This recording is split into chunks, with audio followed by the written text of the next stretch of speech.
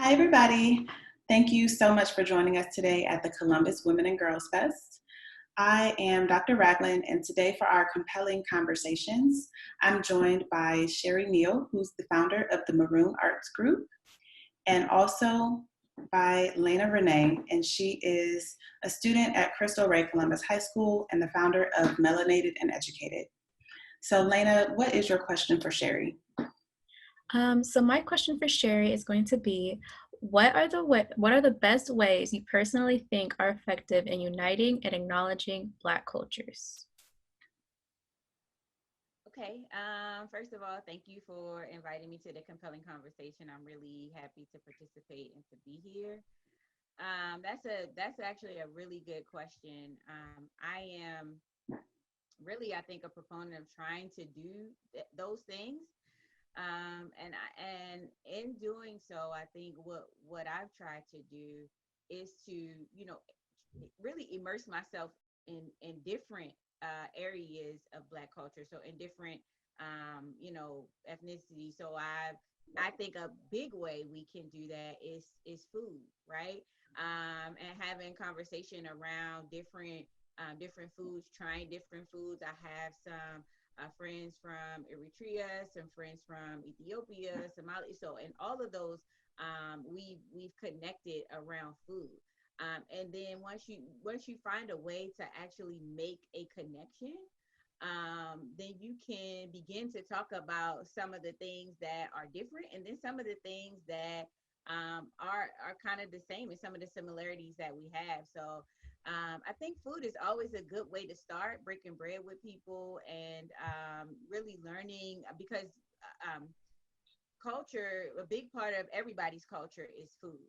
And so that to me has been something that has helped. It's a very simple thing, but you also get to learn, try new things, and then also it is a place around the table is a place for conversation. So once you break bread with people, it is a way to kind of begin to, like I said, ease into different things and to see how we can make more connections. So that's one of the ways. Maybe something else is just I know in here in Columbus we've had some of the different African communities having different conversations about just different issues and just not being afraid to attend those things, to speak up, to network, to I think going to things that you normally wouldn't go to, or just not being afraid to ask questions and not necessarily apologize for not knowing things, but saying that you don't know things, but that you want to learn. I think being honest in that pursuit is a great way as well. So that was a beautiful question, and it's something that I think that if we can grasp that, then it'll just make us a bigger, better, and more beautiful community. So, yeah, Thank you. welcome. That's awesome. Thank you, Sheri. Go ahead with your question for Laena. Sure. So my question is really, about, the support that I think I want to ask about the support and, things that you might need as a 16-year-old growing up in 2020. What things would you want to see from the people that you consider leadership or people that are working on your behalf at this time? Thank you for the question.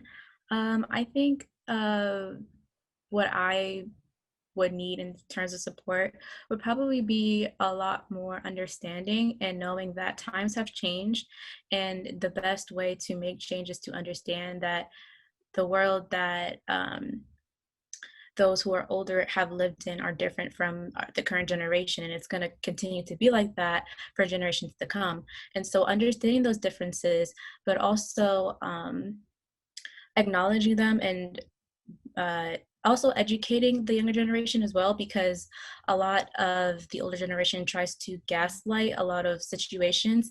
And so when we are able to get those resources from the older generation, then that makes us more educated as a whole. And also just also being very supportive when the younger generation talks out about things and not trying to say like, oh, you don't know anything because you're younger. I think that is definitely a way that is really supportive. And even with the founding of my own club, when I went to Mr.